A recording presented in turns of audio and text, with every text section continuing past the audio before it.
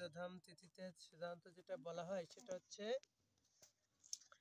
হরিদাস ঠাকুরের জীবনী, এটা পাঠ করতে হয়, বুঝছেন? হরিদাস ঠাকুরের জীবনী। তো হরিদাস ঠাকুর কোথায় জন্মগ্রহণ করেছিলেন? শাস্ত্রে দুটো শাস্ত্রে দুই রকম বর্ণনা করা আছে। হ্যাঁ, একটাই বর্ণনা করা আছে যে তিনি জন্মগ্রহণ করেছিলেন ব্রাহ্মণের ঘরে, কিন্তু পালিত হয়েছিলেন মুসলমান জবনকুলে। হ্যাঁ, অর্থাৎ মুসলমানের ঘরে লালন পালন হয়েছিল। আরেকটা জায়গায় বলা আছে না, তিনি জবনকুলেই জন্মগ্রহণ করেছিলেন। জবনকুল মানে এখানে বলা হচ্ছে নিচু কুলে জন্মগ্রহণ করেছিলেন। হ্যাঁ, এখন এই জবনকুলের ব্যাখ্যা অনেকে অনেক রকম ভাবে দিয়েছেন। কেউ মুসলমান বলেন, কেউ আবার নিচু কুল বলেন। হ্যাঁ, এখানে জন্মগ্রহণ করেছিলেন। কিন্তু হরিদাস ঠাকুর আসলে কে ছিলেন আগের জন্মে? ব্রহ্মা। তো আমরা মানুষেও তো সবসময় ভুল করি না, কিন্তু অনেক সময় দেবতারাও ভুল করেন, দেবতারা পর্যন্ত ভুল করেন, তাই না? এই যেমন আজকে আমাদের প্রভুর বাবা কোথায় যাওয়ার কথা, আমরা শ্রাদ্ধ শান্তি করে তো বলবো যাই স্বর্গে পাঠাই দিছি নাকি? স্বর্গে কারা অবস্থান করে? দেবতারা না, দেবলোকে অর্থাৎ দেবতারা অবস্থান করে। তো এইখানে গেলেও মানুষ ভুল করে, মানে দেবতারা পর্যন্ত ভুল করে। তো তার একটা উদাহরণ হচ্ছে এই হরিদাস ঠাকুর নিজে। তো নিজেকে তিনি একবার দেখলেন যে মর্তধামে একজন বালক গরু চড়াচ্ছে, কিন্তু তাকে আবার সবাই ভগবান হিসেবে মানছে।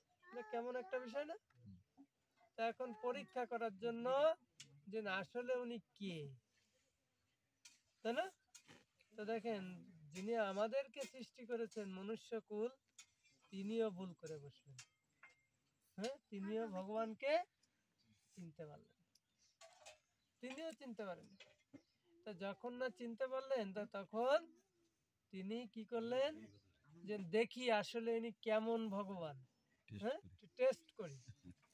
একটু টেস্ট করার জন্য কি করলেন যে ভগবানের কি গরু বাছুর গুলা, বিশেষ করে বাছুর এবং কাদের, তার সখাদেরকে হরণ করলেন, তুলে নিয়ে গেলেন। শুধু বাছুরদের, আর কাকে, যত সখারা ছিল এদেরকে নিয়ে গেলেন।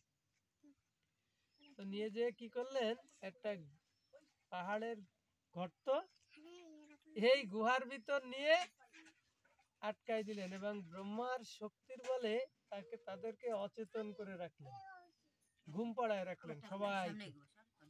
কতদিন? বলছে 1 বছর।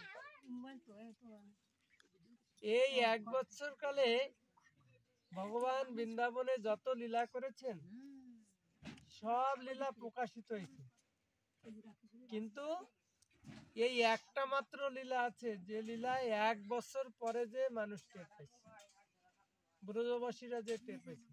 কতদিন? 1 বছর। এই 1 বছর কেউ বুঝতে পারেনি, কারণ সব মারা চাইতেন যেন কৃষ্ণের মতন এরকম একটা সন্তান আমার হয়। কিভাবে চাইতেন? বলছে মন প্রাণ দিয়ে চাইতেন যেন কৃষ্ণের মতন যেন একটা সন্তান আমার হয়। তাহলে সব সখাকে যখন হরণ করা হয়েছে, ভগবান আবার কি করলেন, নিজেকে আবার প্রকাশিত করলেন সব সখার উপর। তাহলে সবার মায়ের কাছে চলে গেছেন সখার রূপ ধরে, তাই না? তাহলে কি মায়ের ইচ্ছা পূর্ণ হলো, হয়েছে না? আবার গোমাতারাও চাইতেন যে আমার দুগ্ধ যেন কে পান করে, ভগবান যেন পান করে, এটা মনেতে আকুতি ছিল গোমাতাদের। তাহলে সেখানেও ওই ছোট বাছুর রূপে ভগবান সেই সমস্ত মায়ের কাছে চলে গেছেন, তাই না? তো এই 1 বছর কাল কোন ব্রজবাসী বা এই মানে এই গোমাতাদের কোনো চাহিদা ছিল না, কেউ কোনো কিছু চায়নি। কেন চায়নি? চাওয়ার তো কিছু নাই, যার কাছে চাওয়া, যে জিনিস চাওয়া সে জিনিস তো তাদের কোলেই আছে, এরপরে তো আর কিছু চাবে না, তাই আর কিছু চাওয়ার নেই। তো এখানে কি করা হলো, যে এই 1 বছর কাল যখন রেখে দেওয়া হলো, ব্রহ্মা ঠিক ফিরে বছর ওই দিনে এসে ভাবছে যে দেখে আসি, যে তার সখাদের হারাইয়ে আর এই বাছুরগুলো হারাইয়ে সে কত কষ্টে আছে। কষ্টের ব্যাপার না? এতগুলো বাছুর আমি নিয়ে যাব, এতগুলো সখাদেরকে নিয়ে যাচ্ছি, তাহলে সে তার ভালো থাকার কথা না, অনেক কষ্ট থাকার কথা। ঠিক 1 বছর কাল পরে এসে দেখা গেল যে ভগবান ওই আবার তাদেরকে নিয়েই চড়ায় বেড়াচ্ছে, লীলা করছে। তা ভাবলেন কি, তাহলে মনে একটা কাজ হয়েছে, যে আমি যে গুহার ভিতর এই সবাই আটকায় রাখছি, এখান থেকে মনে হয় তারা সজাগ হয়ে কোনো কারণে বেরোয় আসছে, বা পাথরটা তো সরাইয়ে তারা সেখান থেকে বের হয়ে আসছে। তো এইটা দেখিয়ে উনি যখন আবার ওই গৃহে গেলেন, ওই পাহাড়ের গুহায়, যে না, আমি যাদেরকে ঘুম পাড়ায় রেখে গেছি, অচেতন করে রেখে গেছি, তারা তো ঠিক আছে, তাহলে এরা কারা? হ্যাঁ, দুইটা কাজ হয়ে গেল না? এরা কারা? তখন ব্রহ্মা ওনার ভুলটাকে বুঝতে পারলেন, যে আমি তো তাহলে বড় অন্যায় করেছি। তো এই অপরাধের শাস্তি স্বরূপ এখন আমাকে যেতে হবে কার কাছে?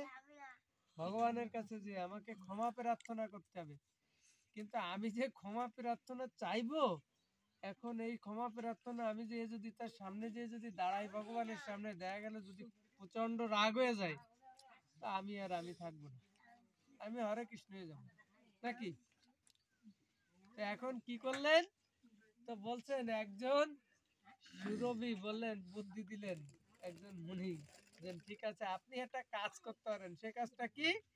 বলছে আপনি সুরভি গাভীকে দেখেন, গোমাতাকে দেখেন, তিনি কোথায় আছেন। তো বলছেন কেন? তো বলছে আপনি ভগবানের সামনে যেহেতু দাঁড়াবেন, দাঁড়াতে গেলে এমনি এমনি দাঁড়াইতে পারবেন না, ওই গাভীর লেজ ধরে যে দাঁড়াবেন। তো ভগবান আগে যদি গাভীকে দেখে, সুরভি মাতাকে দেখে, তাহলে ওনার রাগটা একটু কমবে। আর যদি সরাসরি আপনি যান, তো দেখা যাচ্ছে রাগের চোটে আপনি নাও থাকতে পারেন। তো এই জন্য উনি কি করলেন, ওই সুরভি গাভীর লেজ ধরে আস্তে আস্তে আস্তে আস্তে যে 2 হাত জোর করে লেজ ধরেছেন, 2 হাত এরকম জোর করে যে পিছনে যে দাঁড়াইছে, বলছে প্রভু আমার কি হলো, আমার অপরাধ হয়ে গেছে, আমার ভুল হয়ে গেছে, আপনি করুণা করে আমাকে ক্ষমা করেন। ঠিক আছে? তো ব্রহ্মা নিজে নিজে শাস্তি নিলেন, যে প্রভু আমি যে অপরাধ করেছি, এর জন্য আপনি আমাকে একটু শাস্তি দেন। আমি এমনি হবে না, আমার এই অপরাধের শাস্তি এই ছোটখাটো কোনো জিনিসে মাফ হবে না। হ্যাঁ, ব্রহ্মা কয়েকবার জন্মগ্রহণ করেছেন বিভিন্ন রূপে, সর্বশেষ এসেছেন হরিদাস ঠাকুর রূপে, সর্বশেষ। তো হরিদাস ঠাকুর রূপে যখন এসেছেন, তখন বললেন আমাকে জন্ম দেবেন কোথায়? বলছে যবনকুলে আমাকে জন্ম দেন, যেখানে প্রতিকূলতা যেন আমার ভিতর থাকে। আমার যদি বড় একটা ঘরে জন্ম দেন, আমার একটা ব্রাহ্মণের ঘরে জন্ম দিলেন, বা আমি একটা বড় লোকের ঘরে জন্মগ্রহণ করলাম, তাহলে সেখানে থেকে তো আমি শাস্তি পাবো না, পাবো? তাহলে আমাকে এমন জায়গায় জন্মগ্রহণ করাবেন যেখানে থেকে আমি যেন শাস্তি ভোগ করতে পারি। তো সেভাবে জন্মগ্রহণ করলেন যবনকুলে। সেখানে দেখেন তাকে কত রূপে অত্যাচারিত হতে হলো, 22 বাজার পর্যন্ত বেত্রাঘাত সহ্য করতে হলো। হ্যাঁ, 22 বাজার। বলছে অপরাধ কি? বলছে তোমার মুখে হরিনাম করতে পারবে না। হরিনাম ছাড়া তুমি মুসলমানের ঘরে জন্মগ্রহণ করেছো বা মুসলমানের ঘরে পালিত হয়েছো, সুতরাং তোমার এ মুখে হরিনাম করতে হবে। হ্যাঁ, তো এভাবে 22 বাজারে বেত্রাঘাত করা হবে। সর্বশেষ যে বাচ্চাটাতে বেত্রাঘাত করা হলো তাকে রাজামশাই আদেশ দিলেন, আজকেরাই ওর জীবন অবসান চাই। আজ যদি এর জীবন যদি আজকেরা না যায়, 21 দিন তো মারিছো, আজকেরা যদি না যায় তাহলে তোমরা যে কয়জন উনারে মারছো সেই কয়জনের গলা কেটে দিবে। তাহলে ভালো কথা না? তো পরের বার যে 22 বাজারের শিখে যে যখন বেত্রাঘাত করতে করতে যারা মারছে, তারা মারতে মারতে যেন হাফসায় গেছে, তখন 2 হাত জোড় করে প্রার্থনা করেছে, প্রভু আপনি আমাদেরকে একটু করুণা করেন, যে আপনাকে মারা আমাদের মতন মানুষের সম্ভব না, তা আপনি এমন করুণা করুন যে করুণার ফলে আমরা যেন অন্তত নিজেরা বেঁচে যেতে পারি। তো তখন হরিদাস ঠাকুর কি বললেন, নিজে নিজে সমাহিত হলেন, নিজে যে বললেন যে তোমরা আমাকে একটা কাজ করবে। কি কাজ? তো বলছে তোমরা আমি সমাহিত হব, হ্যাঁ মানে মরার মতন এরকম থাকবে, তোমরা যে রাজাকে খবর দেবে যে হরিদাস হারেস মারা গেছে, নাম ছিল কি হারেস, তো বলছে হারেস মারা গেছে এটা বলবে, আর আমার কি করবে যে আমার দেহটা জলে ভাসাই দেবে, জলে। তো জলে যদি ভাসায় দাও তাহলে কি হবে, আমি ঠিকই আমার, উনি তো জানেন উনি কোথায় যাবেন নাকি, ওনার গন্তব্যে উনি পৌঁছে। তো তখন কি হলো যে রাজামশাইকে খবর দেওয়া হলো যে হারেস মারা গেছে, দেহ রেখেছে, নদীতে ভাসিয়ে দেওয়া হলো। আর গঙ্গায় কে স্নান করতে গিয়েছিল? কে? অদ্বৈত ঠাকুর, তাই না? অদ্বৈত ঠাকুর স্নান করতে গেছেন, যে দেখেন যে এই একটা লাশ বেশি আসছে, ঠিক আছে, একজন মানুষের মতন নদী দিয়ে ভেসে আসছে, এসে আসবি না আসবি উনার কাছেই চলে আসছে। তা উনি দেখেই বুঝতে পারলেন যে মারা যায়নি, জীবিত আছে। তো যখন না অদ্বৈত ঠাকুর ওনাকে তুললেন, তখন সাথে সাথে হরিদাস ঠাকুর বলছেন, প্রভু আপনি আমাকে স্পর্শ করবেন না, আপনি, কারণ আমি হচ্ছে যবনের সন্তান, আপনি স্পর্শ করলে, আপনি তো ব্রাহ্মণ মানুষ, আপনার পৈতে আছে দেখছেন, আপনি ব্রাহ্মণ, আপনার জাত চলে যাবে, আপনি আমাকে স্পর্শ করবেন না। তা বলছে তোমার নাম কি? হ্যাঁ, হারেস। এটা আজকে হারাই গেল। তো হারেস থেকে কি হলেন? হরিদাস ঠাকুর চৈতন্য মহাপ্রভুর কাছে নিয়ে গেলেন, ওনাকে ধরে। চৈতন্য মহাপ্রভু জিজ্ঞেস করলেন তোমার নাম কি? বললো আমার নাম হারেস। চৈতন্য মহাপ্রভু বললেন তুমি আজকে থেকে এটা বাদ, কি হয়ে গেলেন? বলছে হরিদাস ঠাকুর, তুমি আমার বক্ষে, বক্ষে। চৈতন্য মহাপ্রভু হরিদাস ঠাকুরকে জড়ায় দিলেন। তো যখন না জড়ায় দিলেন, তখন এই সময় সব মানুষ চৈতন্য মহাপ্রভুর আশেপাশে যারা ছিলেন সবাই চৈতন্য মহাপ্রভুকে ভুল বুঝলেন। হ্যাঁ, বলছেন একজন নিচ জাতের সন্তানকে সে কেন বুকে জড়ায় নিলেন? হ্যাঁ, এর জন্য কি হবে, তাহলে একটা কাজ করতে হবে, যে একবার মহাপ্রভুর বাবা যখন দেহ রাখেন, দেহ রাখার পরে তিনি ফিরে এসে তৎকালীন যারা ব্রাহ্মণরা ছিলেন তাদেরকে বৈষ্ণব সেবা দেন নাই। গয়াতে যে পিণ্ডদান করে ফিরে এসে সব মানুষজন চৈতন্য মহাপ্রভুকে বললেন যে দেখো তোমার বাবার কাজ সঠিকভাবে সম্পন্ন হয় নাই, তো বললো কেন? তো বলছে যেহেতু তুমি দীর্ঘদিন পরে তোমার বাবার পিণ্ডদান করে আইছো, তাহলে তুমি এখনো সমাজে উঠতে পারো নাই, ব্রাহ্মণ সমাজে উঠতে পারো নাই। বলছে এই সমাজে এখনো তুমি উঠতে পারো নাই। তা বলছে ঠিক আছে, আমার তো সমাজে উঠতে গেলে আমাকে কি করতে হবে?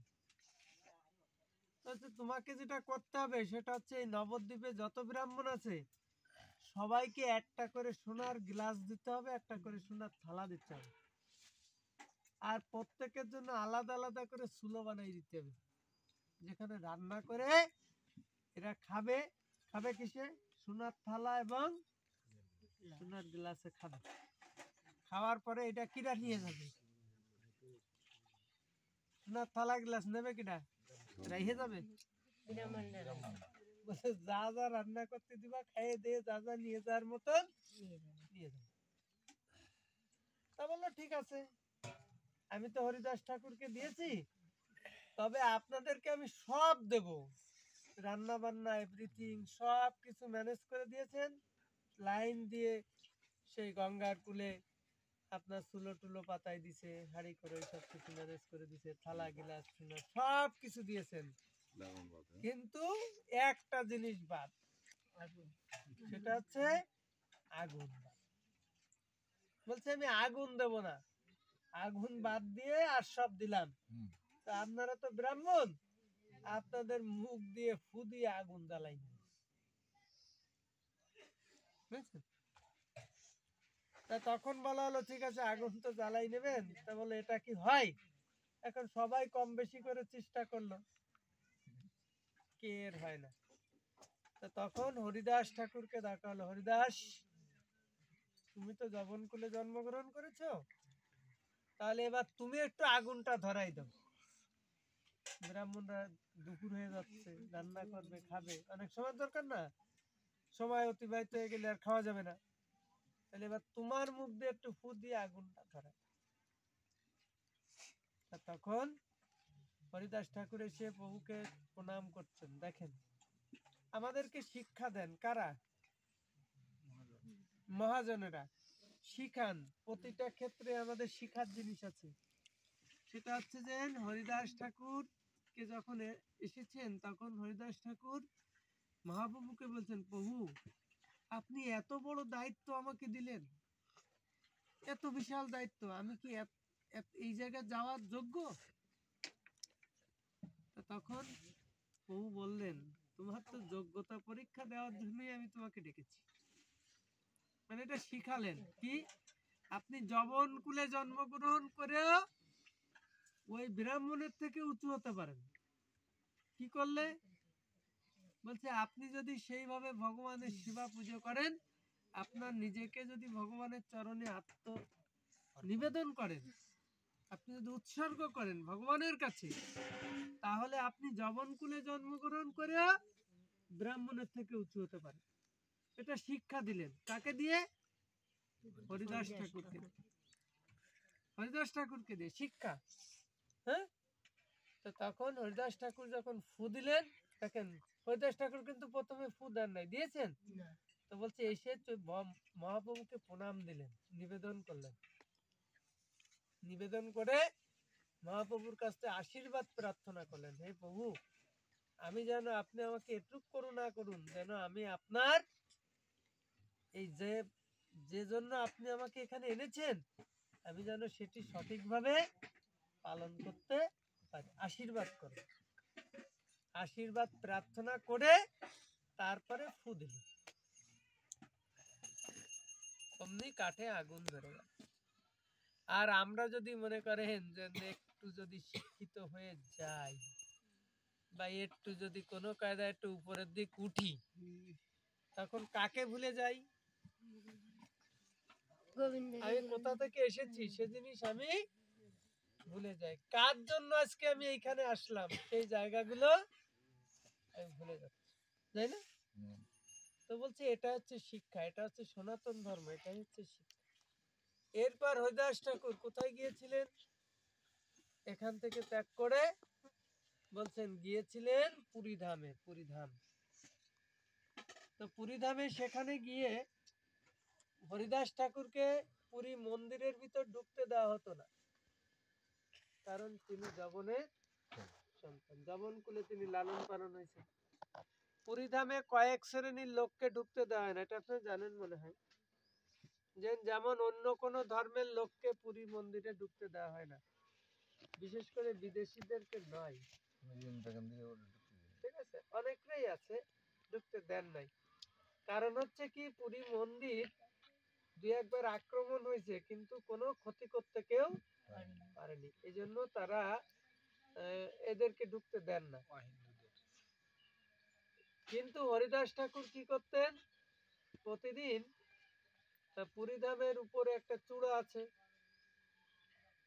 হ্যাঁ, চক্র আছে, চক্র।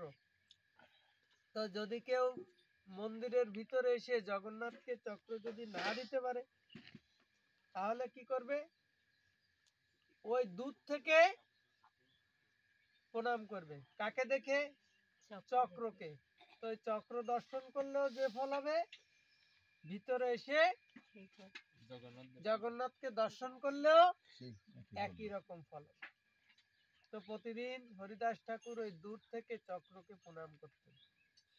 আর কি করতেন, তো বলছে বালুর পরে বালুতে বসে ভজনা করতেন, ভগবানের নাম জপ করতেন।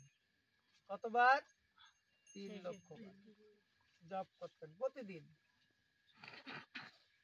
তো চৈতন্য মহাপ্রভু একদিন দেখলেন হরিদাস ঠাকুর এই রোদ্দুরে বসে, বালুর পরে বসে হরিনাম জপ করে, অনেক কষ্ট হয়, তাই না? তো হরিদাস চৈতন্য মহাপ্রভু কি করতেন, বকুলের ডাল দিয়ে দাঁত মাজতেন, বকুলের ডাল।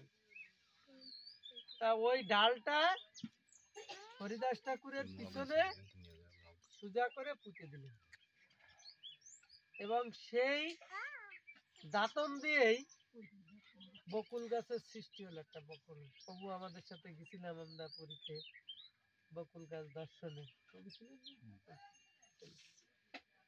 তো সেই গাছটা কি হলো, বিশাল গাছ, অনেক বড় গাছ হয়ে গেল। তো ওই সময় রাজার নাম তো আমার ঠিক মনে নেই এখন, তো রাজা একদিন লোকজন পাঠাইছে, যা ওই বকুল গাছটারে কাটে নিয়ে আসে, আমার রথের চাকা বানাবো। তো পেয়াদারা, লস্করের যারা ছিল, সবাই মিলে দা কোড়াল খুন্তা নিয়ে সব গেছে গাছটা কাটতে।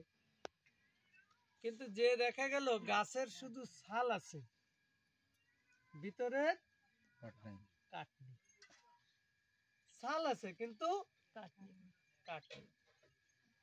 তো এখনো যারা যায় পুরীতে গেলে দেখা যাবে যে সেই এটা আছে, বকুল গাছ আছে এখনো, সেই সেই চৈতন্য মহাপ্রভুর কৃপাধন্য সেই বকুল গাছ এখনো পাওয়া যাবে। হরিদাস ঠাকুরের সমাধি আছে, হ্যাঁ। তো প্রতিদিন কি করতেন, গোবিন্দ ঘোষ ছিল, উনি পুরীধামের প্রসাদ নিয়ে দিতে যেতেন হরিদাস ঠাকুরকে প্রতিদিন, চৈতন্য মহাপ্রভুর নির্দেশে। তো হঠাৎ করে একদিন চৈতন্য মহাপ্রভু যখন প্রসাদ পাঠিয়েছেন, তখন যে দেখে গোবিন্দ যে আজকে হরিদাস জপ করছেন, কিন্তু ভালো করে জপ হচ্ছে না। তা তখন বলছেন যে তুমি এক বিন্দু প্রসাদ, হ্যাঁ, গোবিন্দ যখন প্রসাদ নিয়ে গেছেন তখন বলছে এক কিঞ্চিত পরিমাণে প্রসাদ আমি গাল হা করতেছি, আমার জিহ্বার পরে দাও, সব প্রসাদ আমি আজকে গ্রহণ করতে পারবো। তা বলছে কেন, তা বলছে গ্রহণ করতে পারবো না এই জন্য যে আজকে আমার 16 এই জব করতেছে না, আজকে আমি কয়েকদিন হলো যে আমি সঠিকভাবে 3 লক্ষ বার আমি জব করতে পারছি না। তাহলে যেহেতু আমি জব করতে পারছি না, তাহলে সেহেতু আমি আজকে আর প্রসাদ গ্রহণ করতে তো বললো যে তাই। তো তখন অল্প একটু প্রসাদ হরিদাস ঠাকুর হা করলেন, এই জিহ্বার পরে দিয়ে বাকি প্রসাদ নিয়ে চলে আসছেন।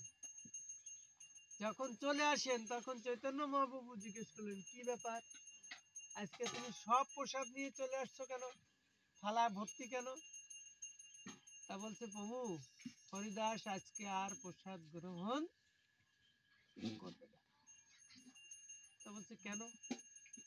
তা বলছে করবে না এই জন্য হরিদাস ঠাকুর বলেছেন আমি 3 লক্ষ বার আমার জপ হচ্ছে না, সুতরাং আমি আজকে আর প্রসাদ গ্রহণ করব না।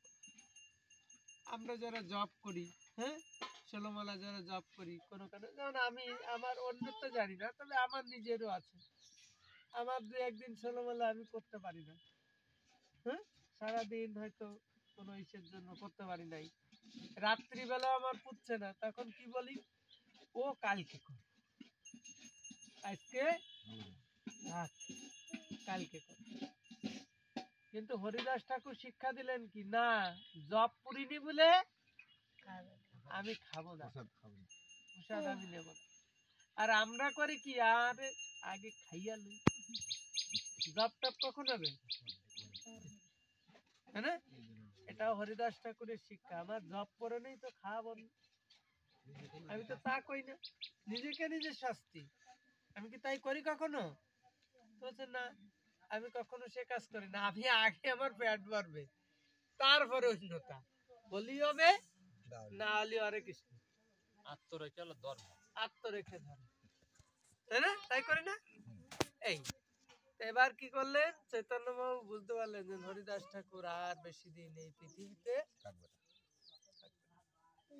তখন কি করলেন, ভগবান সবাইকে নিয়ে, চৈতন্য মহাপ্রভুর সমস্ত সঙ্গী সাথীদেরকে নিয়ে সেই হরিদাস ঠাকুরের গৃহে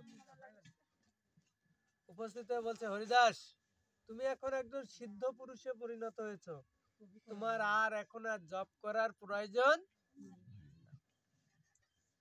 তখন হরিদাস ঠাকুর বলছেন যে হে প্রভু, আমি জানতে পেরেছি আপনিও আর বেশি দিন এই পৃথিবীতে থাকবেন না, তো আপনি খুব দ্রুত আপনার লীলা সংবরণ করবেন, কিন্তু আমি আমার আপনার এই চলে যাওয়া এটা আমি সহ্য করতে পারবো না, এটা আমি সহ্য করতে পারবো না, তা আমি আপনার আগে যেতে চাই, আমার জীবনে অল্প একটু অভিলাষ আছে, আপনি আমার শেষ অভিলাষটুকু আপনি পূরণ করুন। তা বললো বলো কি অভিলাষ? তো বলছেন যে আমি যখন চলে যাব তখন আমার দুটো কান, যে আমার যে কান আছে কান, এই কান দিয়ে আমি আপনার গুণকীর্তন শ্রবণ করতে চাই, আমার চোখ দিয়ে আপনার বদন খানে দর্শন করতে চাই, আর আমার বক্ষের পরে আপনার চরণ খানা চাই। তাহলে কয়টা জিনিস?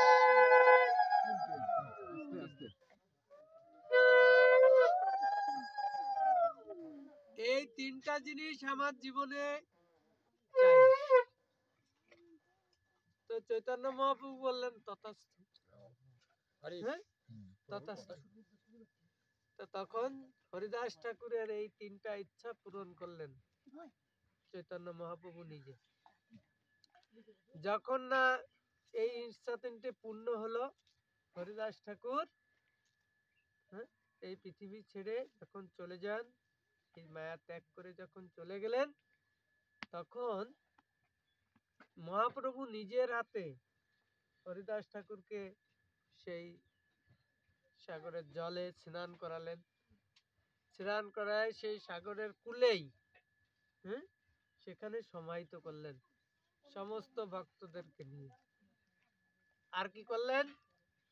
তো বলছেন যেহেতু ভক্ত মারা গেছেন, দেহ রেখেছেন, প্রভু নিজে যে সমস্ত পুরীবাসী যারা ছিল সেই সময় তাদের সবার গৃহে গেলেন, হ্যাঁ, সবার কাছে যে তিনি ভিক্ষা করলেন রান্নার জিনিসপত্র এনে, রান্না হলো, রান্নার পরেই মহাপ্রভু নিজের হাতে সব ভক্তদেরকে সেই সমস্ত খাবার পরিবেশন করলেন নিজের হাতে। তো সবাই বললেন যে দেখো তোমরা একটা কাজ করো। কি কাজ? বলছে তোমরা একটা সবাই বললেন যে প্রভু আমরা এটা করে দিই। তা বলছে না, আমি নিজের হাতে হরিদাস ঠাকুরের শেষ কীর্তি মানে শেষ জিনিস যা কিছু আছে আমি নিজের হাতে সম্পাদন করতে চাই। তিনি নিজের হাতে সমস্ত। তো বলছে কেমন প্রসাদ দিলেন? কোন মানুষে অল্প প্রসাদ দিলেন না। হ্যাঁ, থালা দিলেন, থালার পরে মহাপ্রভু এই সেই বড় বড় সেই চামচ, হ্যাঁ, বা হাতা যায় বাটি যায়, সবাইকে এক এক বাটি করে প্রসাদ দিলেন। যেটা দিচ্ছেন সেটা এক বাটি করে প্রসাদ সবাই দিয়ে যাচ্ছে। আর সব মানুষ প্রসাদ দেখে ভাবছে যে এত প্রসাদ আমরা কিভাবে পাবো? এত প্রসাদ পাওয়া কি সম্ভব? বিশাল প্রসাদ, থালা ভর্তি হয়ে যাচ্ছে প্রসাদে।